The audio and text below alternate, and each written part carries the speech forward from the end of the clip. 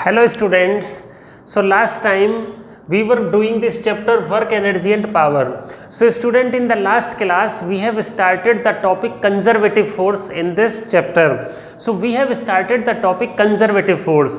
So I was talking about the conservative force कि ये conservative force होते क्या हैं. So students, मैंने आपको बताया था कि conservative forces are the forces in which work done by the force depends only on initial and final position but not on the path followed between initial and final position. So students, मैं आपको ये बता दूं कि conservative force या non conservative force depend करता है work done के ऊपर, क्योंकि वर्क का चैप्टर है. So property of conservative force is decided by work done. So तीन इंपॉर्टेंट प्रॉपर्टी मैंने आपको बताई थी कि भाई कंजर्वेटिव फोर्स कब होगा, अगर फोर्स का वर्क डन किस पर डिपेंड करता है, पोजीशन पर, इनिशियल और फाइनल पोजीशन पर, but not on the path followed between initial and final position, तो हमारा क्या होगा, फोर्स कंजर्वेटिव फोर्स हो जाएगा. दूसरी बात मैंने आपको क्या बताई थी कि कंजर्वेटिव फोर्स के केस में जो वर्क डन क्लोज्ड पाथ में होता है वो जीरो होता है. मैंने अलग अलग आपको एग्जांपल दे के तीन अलग अलग पाथ ड्रॉ किए थे कि अगर तीनों पाथ में इनिशियल और फाइनल पोजीशन सेम है तो वर्क डन हमारा सेम है, तो कंजर्वेटिव फोर्स है. दूसरा, क्लोज्ड पाथ में वर्क डन कंजर्वेटिव फोर्स का जीरो होता है. तीसरा एक और फीचर था F equal to minus D you by D R.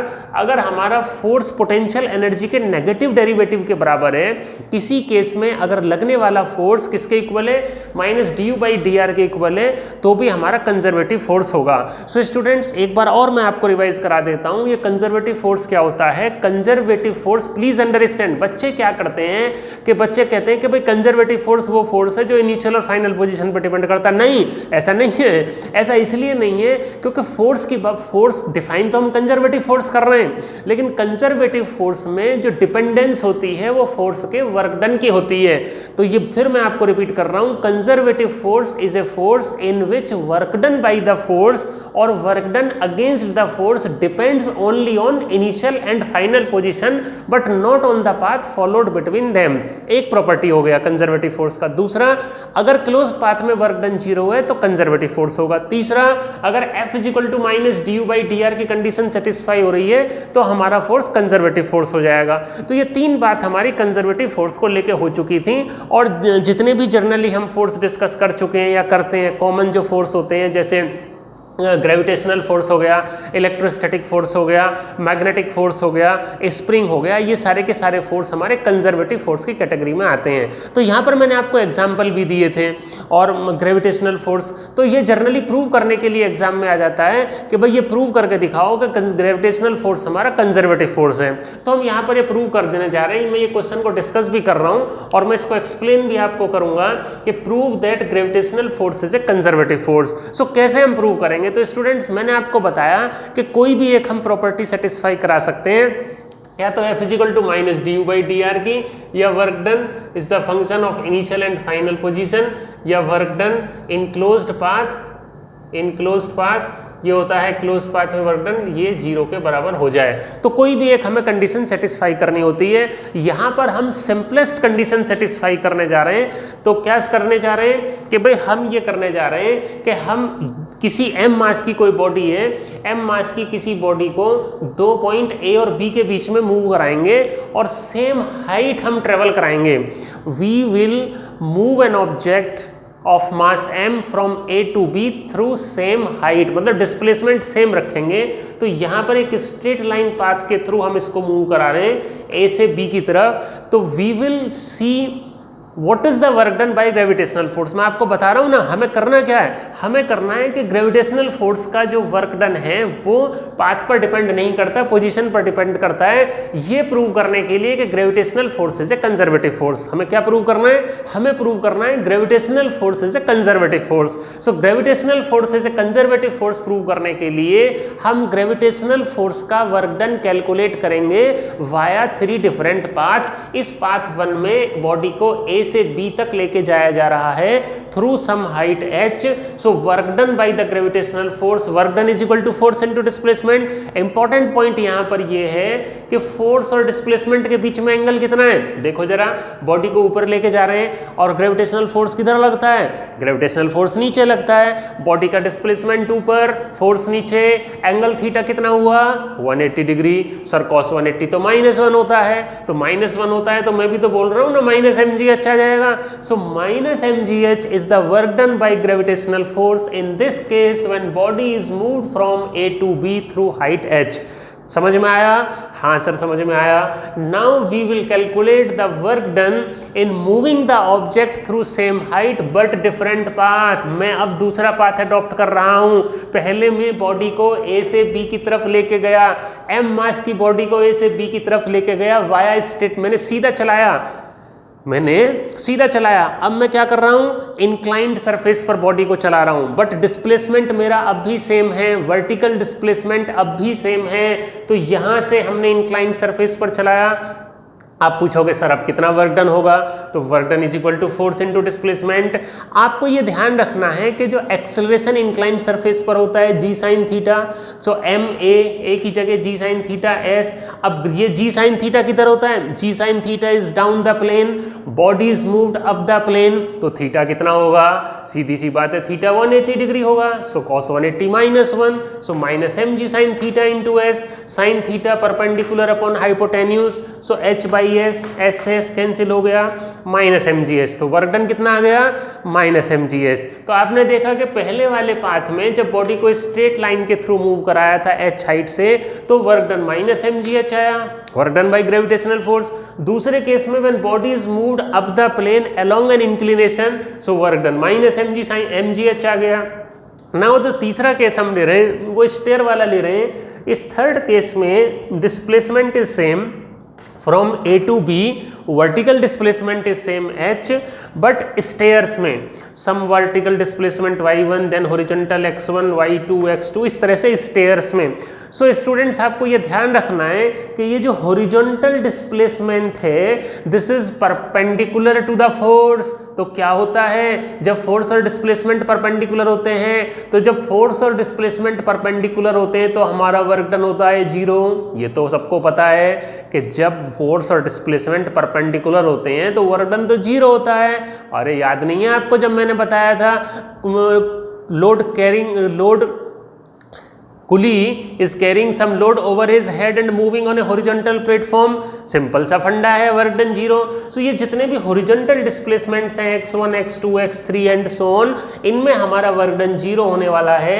और जो वर्टिकल डिस्प्लेसमेंट है उनमें -mgy1 -mgy2 और -mg कॉमन लेंगे, y1 + y2 + y3, और इन सब का जो सम होगा y1 y2 y3 का, ये तो h के इक्वल होगा, तो ये तो -mgh हो जाएगा। सो इस तरह से आपने देखा, very simple question I have solved and you have clearly understood. समझ में आया? हाँ सर समझ में आ गया। तो हमने क्या किया, हमसे क्वेश्चन पूछा गया था कि भाई प्रूव करो gravitational force is a conservative force. तो हमको पता है कि कंजर्वेटिव फोर्स में वर्क डन पाथ पर डिपेंड नहीं करता, पोजीशन पर डिपेंड करता है। तो हमने ग्रेविटेशनल फोर्स को कंजर्वेटिव फोर्स प्रूव करने के लिए बॉडी को एक पॉइंट से दूसरे पॉइंट के बीच में through same vertical displacement move कराया via 3 different path. Path 1 straight line, path 2 incline and path 3 in the form of stairs. So तीनों के तीनों केसेस में हमारा work done by gravitational force equal आया, that is -mgh।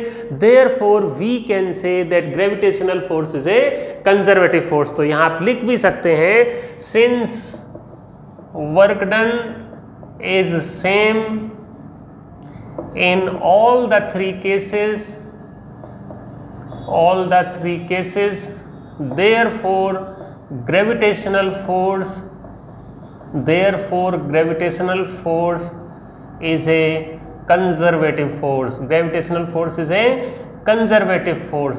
So students, जब भी कोई फोर्स आपके सामने, देखो you are studying in class 11th, and the interesting thing about class 11th physics course, you come across so many forces, मतलब class 11th physics is the physics of force and energy, momentum, acceleration and all this. So force is the major physical quantity. So whenever you come across a force in your physics or in anything, so please try to find whether this force is conservative force or not, and surely you will enjoy the beauty of force. जब भी कोई force आपके सामने आता है, दुनिया में तो मेनली 4 ही तरह के फोर्स हैं, लेकिन इन 4 तरह के फोर्सेस को हम अलग अलग क्लासीफाई करके देखते हैं कि ये हमारा ग्रेविटेशनल है, ये हमारा फ्रिक्शनल फोर्स है, ये हमारा स्प्रिंग फोर्स है, ये हमारा इलेक्ट्रोस्टैटिक फोर्स है, ये ग्रेविटेशन का फोर्स है, ये मैग्नेटिक फोर्स है, surface tension. There are so many forces you come across, जो कैटेगरी बनाई गई है. तो आपको एक काम करना है, आपको ये ट्राई करना है आइडेंटिफाई करने के लिए कि ये फोर्स कंजर्वेटिव होगा या नॉन कंजर्वेटिव होगा. सो जैसे जैसे अलग अलग फोर्सेस मेरे सामने आते जाएंगे, मैं आपको ये बताता चलूंगा कि ये कंजर्वेटिव है या नॉन कंजर्वेटिव है, और मैं उसको प्रूव भी आपको करके दिखाऊंगा कि भाई ये कंजर्वेटिव है तो क्यों है और नॉन कंजर्वेटिव है तो क्यों है. तो ये हमारा एक ग्रेविटेशनल फोर्स से कंजर्वेटिव फोर्स का क्वेश्चन हमारा कवर हो गया. इसके बाद जो नेक्स्ट टाइप ऑफ फोर्सेस हैं, those are non conservative force. So obviously non conservative forces. So obvious सी बात यहाँ पर ये आती है कि जो कंजर्वेटिव फोर्स की प्रॉपर्टीज हैं वो नॉन कंजर्वेटिव की नहीं होंगी. मतलब कैसे, आप खुद भी इसका डेफिनेशन बना सकते हो कि भाई the forces in which work done by the force और work done against the force depends on path followed between initial and final position. मतलब इनिशियल और फाइनल पोजीशन पे डिपेंड करेगा, जबकि कंजर्वेटिव में वर्क डन नहीं कर रहा था इनिशियल और फाइनल पोजीशन पे. सो इनिशियल और फाइनल पोजीशन पर डिपेंड नहीं करता, किस पर डिपेंड करता है, पाथ फॉलोड पर. दूसरा क्या होगा, F = -du/dr की कंडीशन सेटिस्फाई नहीं होगी. तीसरा क्या होगा, क्लोज्ड पाथ में वर्क डन 0 नहीं होगा. तो जो कंडीशंस हमारी कंजर्वेटिव फोर्सेस की हैं उसकी जस्ट अपोजिट किसकी हो जाएंगी, नॉन कंजर्वेटिव की हो जाएंगी. तो यहां पर आप डेफिनेशन लिख सकते हैं, non conservative forces are those forces in which work done by the force or against the force depends on path followed between initial and final position. In closed path work done is not 0 and F = -du/dr is not satisfied. तो ये non conservative. और examples इसका सबसे अच्छा example, जितने भी frictional forces होते हैं, जितने भी रेजिस्टिव फोर्सेस होते हैं, जितने भी ड्रैगिंग फोर्सेस होते हैं, वो सब के सब हमारे नॉन कंजर्वेटिव होते हैं. देखो सिंपल सी बात है, अगर मैं इस पाथ के लॉन्ग जाऊंगा या इस पाथ के लॉन्ग जाऊंगा और यहाँ पर अगर ये सरफेस रफ है, अगर फ्रिक्शन फोर्स यहाँ पर है और यहाँ पर भी फ्रिक्शन फोर्स है, तो ऑब्वियस सी बात है friction force depends on the nature of surfaces in contact. So अलग अलग सरफेसेस में अलग अलग फ्रिक्शन होगा, अलग अलग फ्रिक्शन होगा तो अलग अलग वर्क डन होगा, वर्क डन अलग अलग होगा तो हमारा फोर्स कैसा हो जाएगा, नॉन कंजर्वेटिव हो जाएगा. तो नॉन कंजर्वेटिव फोर्स हमारा ये हो गया. नॉन कंजर्वेटिव फोर्स में प्रूव करने वाला ऐसा कुछ भी नहीं है, बस सिर्फ हमें डेफिनेशन और एग्जांपल्स याद रखने हैं. तो स्टूडेंट्स, हमारा जो इंपॉर्टेंट टॉपिक था कंजर्वेटिव फोर्सेस का, जो हमने अपनी लास्ट क्लास में शुरू किया था और इसमें हमने कवर कर लिया, और बाकी जो कंजर्वेटिव फोर्सेस हैं वो आपको मैं जैसे जैसे आएंगे बताऊंगा. इसके बाद जो हमारा नेक्स्ट टॉपिक है, वेरी इंपॉर्टेंट टॉपिक, ये है हमारा स्प्रिंग्स. स्प्रिंग और स्प्रिंग्स भी मैं इसको बोल सकता हूँ. स्टूडेंट्स, ये स्प्रिंग एक ऐसी डिवाइस है, एक ऐसा ऑब्जेक्ट है जिसको हम डेली लाइफ में बहुत यूज़ करते हैं. आपने कहीं स्प्रिंग्स देखी हैं क्या? मैं आपको बताता हूँ. हम सभी व्हीकल का यूज़ करते हैं, चाहे तो 2 व्हीलर चला रहे हैं, मोटरसाइकिल, स्कूटर, स्कूटी, या तो कार तो हम सब चलाते ही हैं. और सस्पेंशन सिस्टम उसमें होता है कार में, जिसको हम शॉकर्स बोलते हैं. वो बेसिकली शॉकर्स नहीं होते, वो शॉक एब्जॉर्बर्स होते हैं.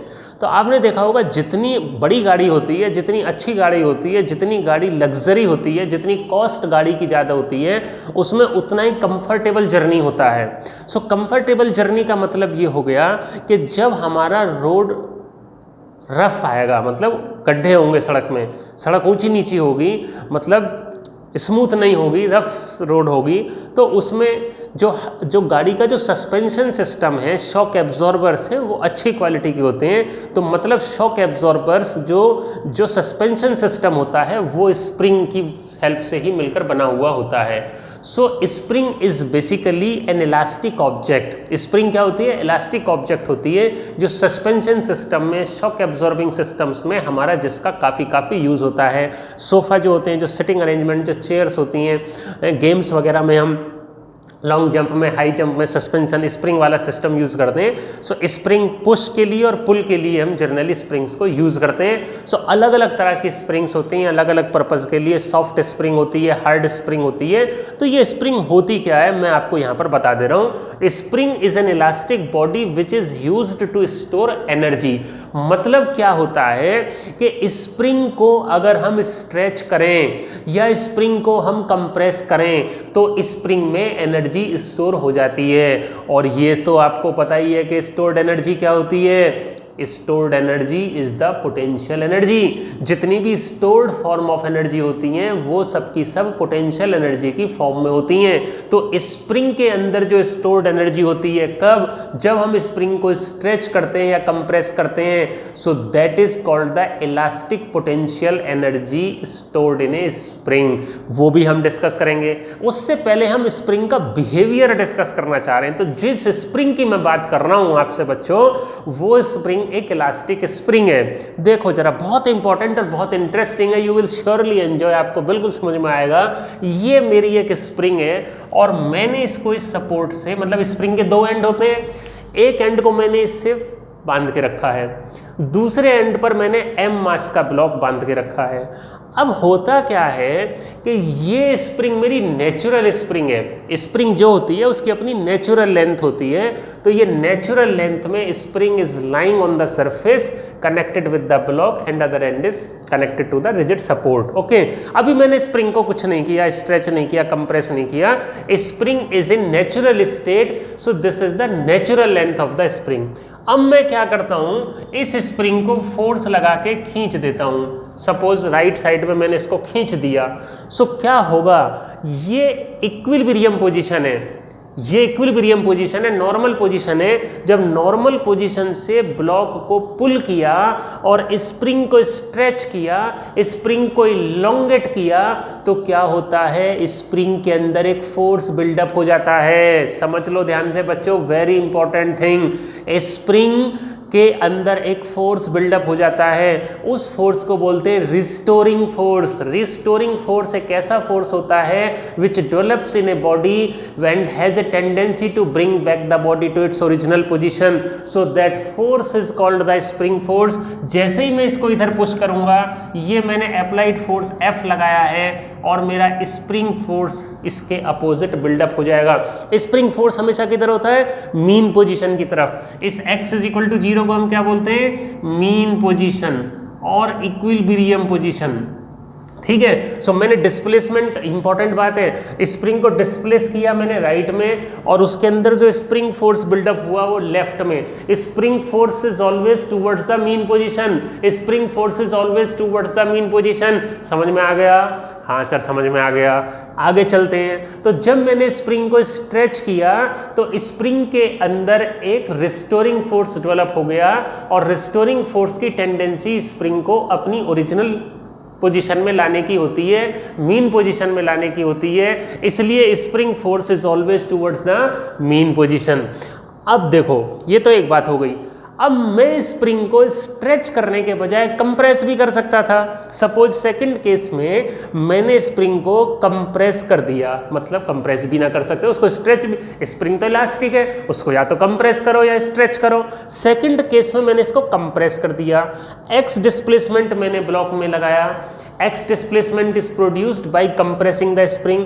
तो अब भी क्या होगा, अब भी स्प्रिंग के अंदर एक रिस्टोरिंग फोर्स बिल्डअप हो जाएगा जिसको स्प्रिंग फोर्स बोलते हैं। वो हमेशा मैंने क्या बताया था, मीन पोजीशन की तरफ होगा।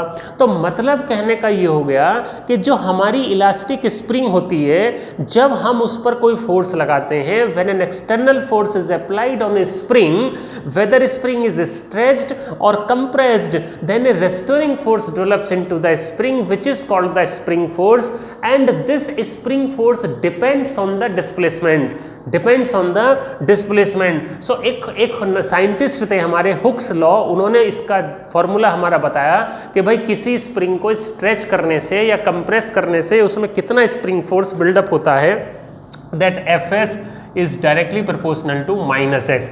यहाँ पर माइनस साइन क्यों आया है? माइनस साइन यहाँ पर इसलिए आया है, F S is the spring force and x is the displacement. Spring force and displacement are always in opposite direction. बहुत इंपॉर्टेंट रिजल्ट है, spring force and displacement are in opposite direction. समझ में आ गया? हाँ सर समझ में आ गया।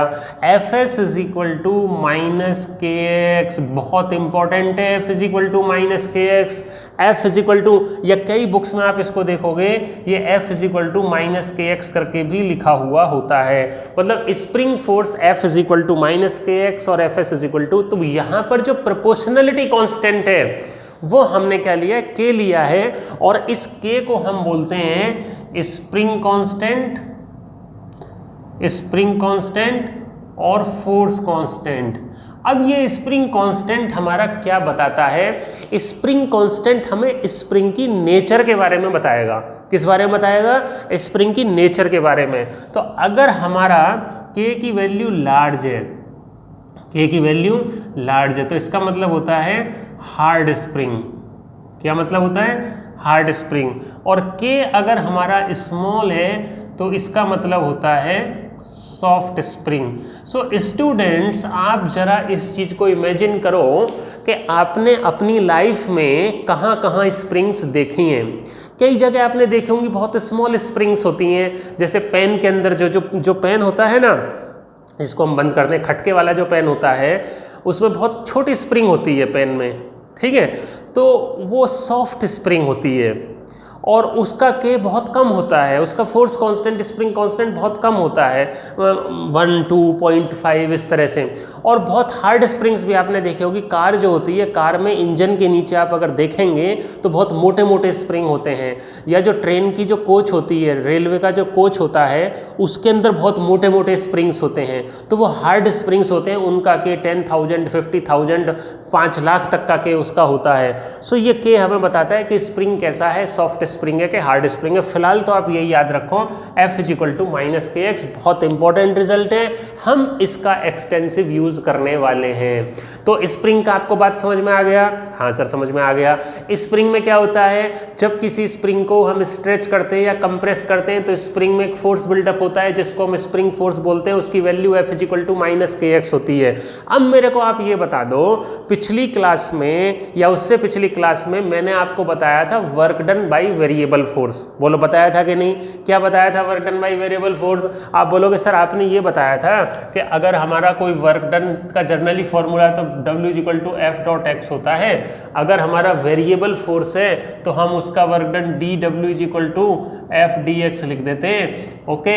और अगर टोटल निकालना है तो हम इसको इंटीग्रल कर देते हैं, यही है ना work done by variable force की equation, W is equal to integral F d. Integration, calculus is very important, calculus का फिजिक्स में बहुत यूज है, मैथमेटिक्स के स्टूडेंट्स हैं इसलिए use the beauty of mathematics in order to understand the physics. Physics को mathematics की help से बहुत आसानी से समझा जा सकता है। So W is equal to integral F d x, ये हमारा work done by variable force है। मैं आपसे ये पूछ रहा हूँ कि मैंने आपको स्प्रिंग फोर्स बताया F is equal to minus के एक्स, क्या ये स्प्रिंग फोर्स वेरिएबल फोर्स है या कांस्टेंट फोर्स है? बोलो बोलो। सर ये तो वेरिएबल फोर्स है, बिल्कुल सही है, ये वेरिएबल फोर्स है, बिकॉज वेरिएबल फोर्स उस फोर्स को बोलते हैं जो डिस्प्लेसमेंट पे डिपेंड करता है, और मेरा ये फोर्स डिस्प्लेसमेंट पे डिपेंड कर रहा है। फोर्स वेरीज विद डिस्प्लेसमेंट, जब फोर्स डिस्प्लेसमेंट पे वेरी करता है सो उसको हम क्या बोलते हैं? उसको वेरिएबल फोर्स बोलते हैं, और उसका वर्क डन हम ऐसे कैलकुलेट करेंगे। तो अब आपके दिमाग में कुछ आया? मैंने आपको क्या बात बताई थी थोड़ी देर पहले?